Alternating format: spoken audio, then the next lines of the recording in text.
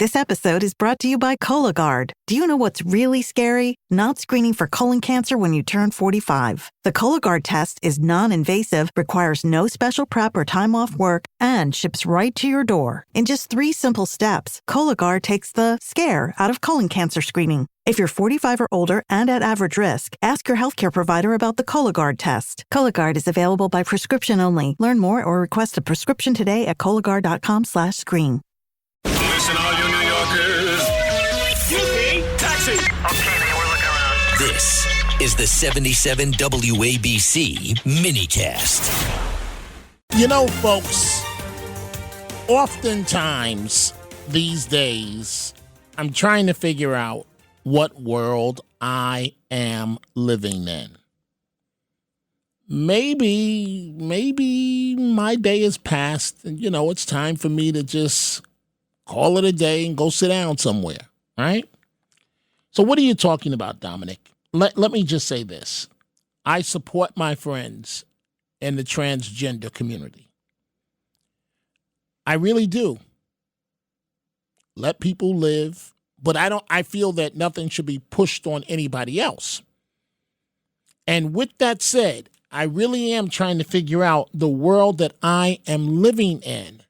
This is the mayor of New York City, Mom Donnie, announcing a transgender director in the city of New York. I am so proud to announce that Taylor Brown will serve as the first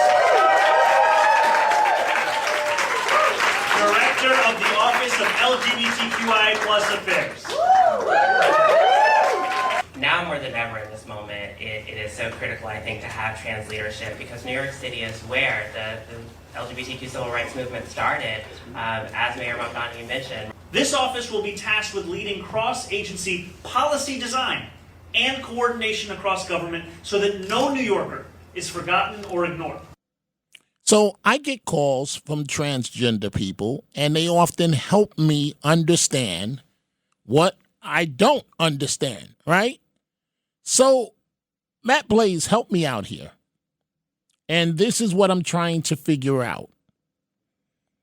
So I have callers, and I'm going to get to Senator John Fetterman in a moment. I have callers that say transgender mean that you've had the operation and that, you're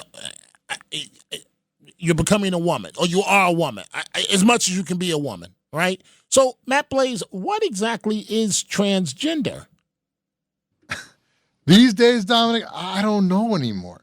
We used to just say transvestite. But you can't, that's not politically correct, I believe. But now it's transgender. Right, transgender. Now, does that mean you can simply put on a dress and boobs and say you're a woman? And I guess it does because you don't have to go through the full operation.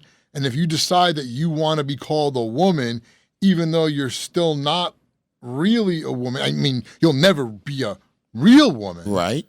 But if you go through the operation to get your man parts changed to women parts and you start taking hormones, right, and then you become if you were a man to a woman, you are now a trans woman.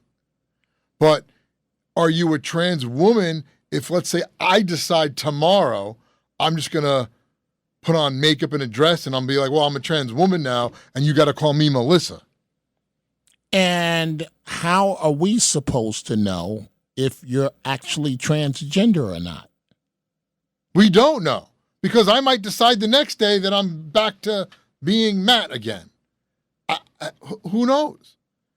You just make up what you want to be, and everybody's supposed to respect that. And nobody goes, this is crazy.